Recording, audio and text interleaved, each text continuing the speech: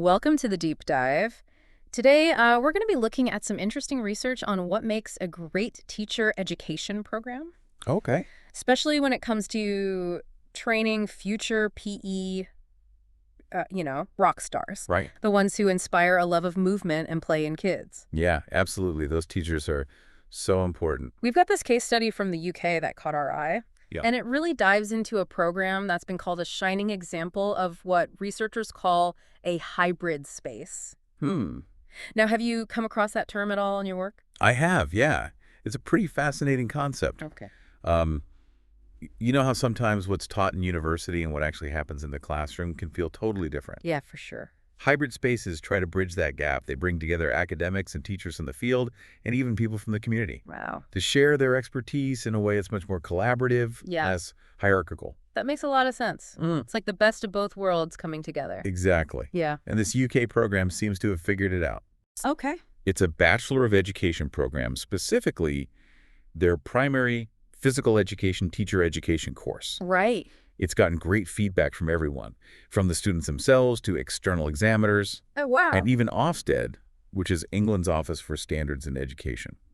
So they're really making a difference then. Yeah. I think what's really interesting is the study focused on the program's partnerships with local schools. Right. Looking for those characteristics of a hybrid space. And they found some connections to the work of Linda Darling Hammond. Okay. She's a well-known researcher. Yeah. She's identified 3 key elements that are found in successful programs where theory actually translates into practice. Interesting. And get this, the UK study found all 3 of these elements in action. All right, I'm all ears. Tell me more about these elements. Okay, the first one is coherence and integration. Okay. It's about making sure that what pre-service teachers learn in their university courses connects to what they'll experience in a real classroom. The UK program achieved this by having their teacher educators, who all had prior teaching experience, work closely with schools Okay. to tailor both the practical and theoretical components of the training. So it wasn't just abstract concepts. Right. It was really about giving them the skills they needed to be successful. Exactly.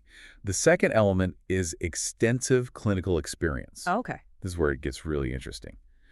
The program made sure that pre-service teachers got a lot of hands-on experience in real schools, Wow. working with experienced teachers and students. That's great. This wasn't just about observation. Right. They were actively involved in planning and delivering lessons. So they weren't just learning about teaching, they were actually doing the teaching. Exactly. They could put theory into practice, try different things, and build their confidence. Yeah. The study found that this hands-on experience really helped them solidify their understanding of the concepts from their courses. Makes sense. You can read all about riding a bike, but nothing compares to actually doing it. Right.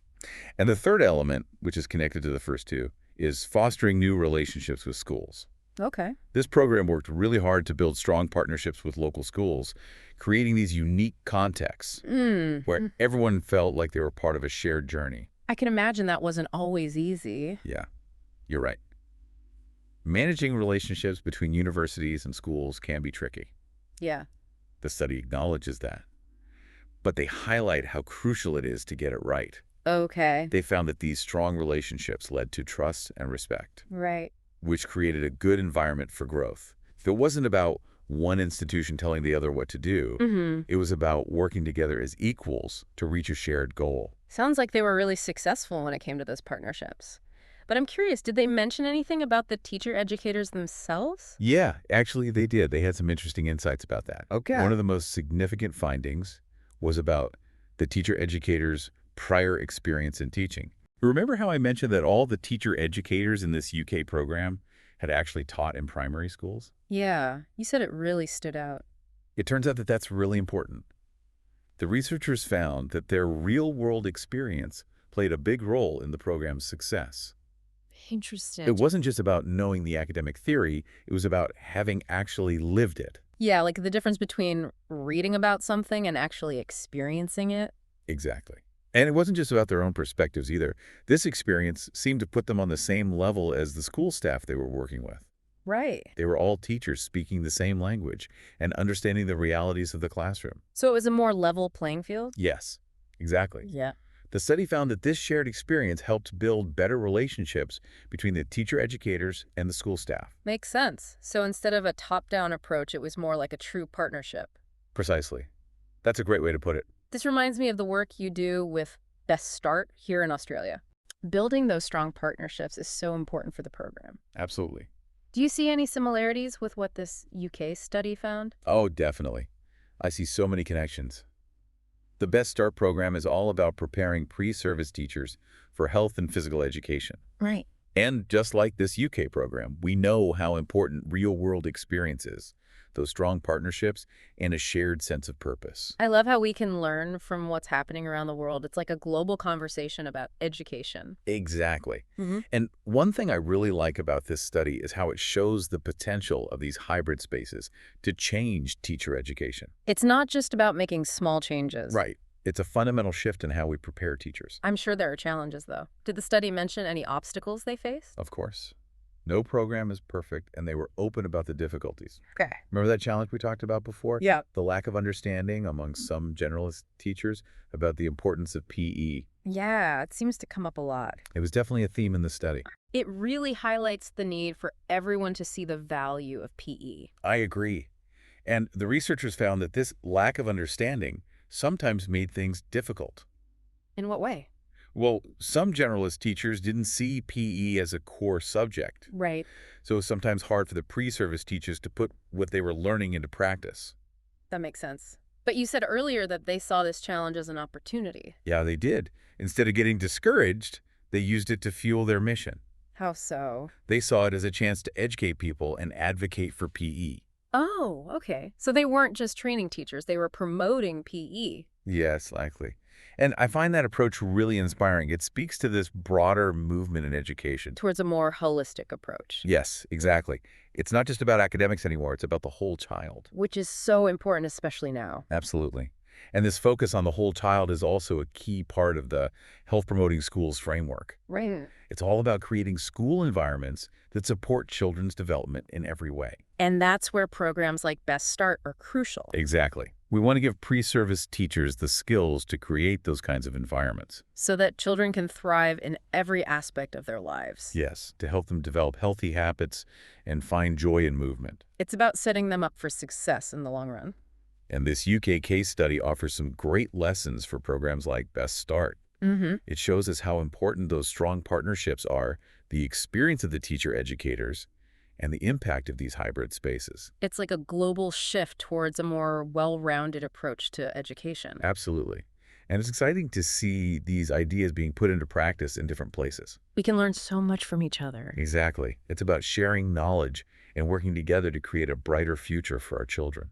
This deep dive has really got me thinking, if these partnerships work so well in PE, what other areas of education could benefit from this? Yeah, it really feels like we've opened up all these new possibilities. It is exciting to think about all the potential applications. If these partnerships can work so well in PE, I wonder what other areas of education could benefit. That's a great question. Like, what if we try to apply those core principles of collaboration and shared expertise Right. to other fields? Yeah, I mean, the possibilities are endless when you really think about it. I'm already picturing, like, partnerships between STEM and the arts, Oh, wow. bringing together scientists and musicians and artists Yeah, that would be amazing. to create these incredible learning experiences for students. Absolutely.